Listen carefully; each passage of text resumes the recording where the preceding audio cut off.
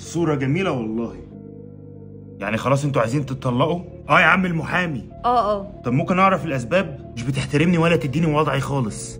كويس قوي. وانتي؟ مش بيديني اهتمام ولا حب خالص. اهتمام؟ اوكي. وانتوا عندكم طفل صح؟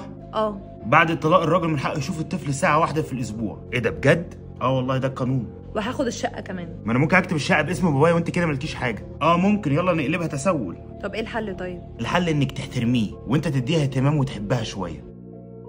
مليون شاب وشابة بيتجوزوا في مصر كل سنة، ومن المليون 15% او 150 الف شاب وشابة بيتطلقوا. ده كتير قوي. الطلاق كرم من عند ربنا، بس نعمله في الضرورة. اهدوا كده وفكروا شوية واشتغلوا على الجوازة حتى لو مقفولين من بعض.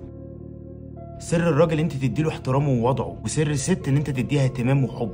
اهدوا كده وما تستعجلوش على الطلاق بالذات لو في طفل، وافتكروا ان نسبة ان انتوا تتطلقوا 15%، فلازم ننقي صح جدا عشان ساعة الطلاق الدنيا تخلص بالشياكة ما بينكم.